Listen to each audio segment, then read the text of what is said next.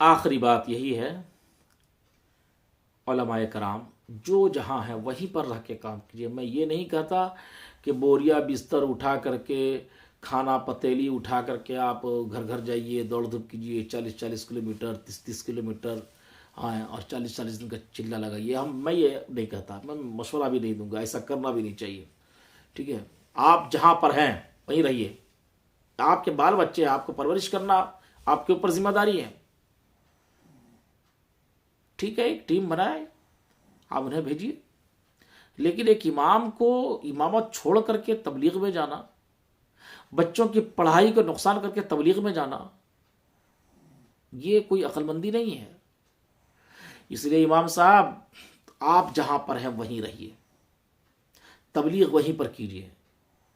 ابھی مسلمان جو بھی نام کے ہیں ان کے اندر بے شمار کمیاں ہیں، انہیں دور کیجیے، محنت کیجیے ان کے پیچھے، اور ان آنے والی نسلوں جو بچے آپ کے پاس پڑھ رہے ہیں ان پر دھیان دیجیے، عقائد اہل سنت، معمولات اہل سنت بیان کیجیے۔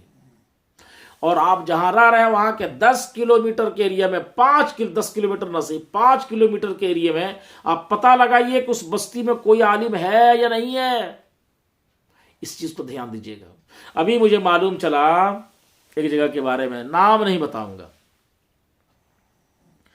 کہ دور دور تک بد مذہبوں کا کوئی نام و نشان نہیں تھا،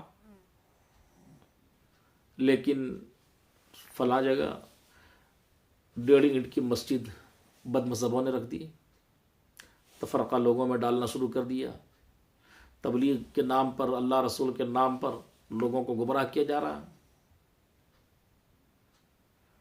آپ تو نکلیں گے نہیں، کم سے کم 3 چیزیں سدھار لیجئے: جمعہ کی تقریر، مکتب،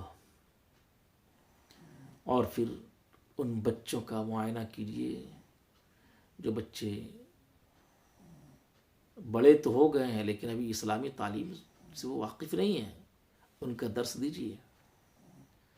ہفتہ میں ان کے لیے ایک دن کا پروگرام رکھیے، جو میٹرک اور انٹر کے لیول کے جو بچے گریجویشن کے، ان کے لیے ہفتہ میں ایک دن کا پروگرام رکھیے، وہاں انہیں تعلیم دیجیے، مفت میں تعلیم دیجیے۔ دیکھیے مکتب میں آپ پیسہ لے لیجیے، لیکن ہفتہ واری درس میں جو نوجوان بچے جو آئیں گے ان کا پیسہ نہ لیں، ان کا فیس ہرگز نہ لیں، وہ فی سبیل اللہ آپ کیجیے، ٹھیک ہے؟ یہ کام کریں، اور اس کے بعد دورہ کریں کہ کون مکتب اچھا چل رہا ہے، کون نہیں چل رہا ہے، تعاون کریں مکتب کا دوسرے مکتب کے ساتھ۔